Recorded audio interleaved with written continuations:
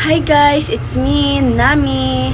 So guys, halin pa ako sa Boracay, then nag-travel ako pa Iloilo kay may ginaasikaso ako nga requirement sa PRC. So naghapit na niya ang van sa terminal kay ma-CR ang mga pasahero. Then pag abot ko sa Iloilo, nagsilid ako sa PRC office, hambal ka guard.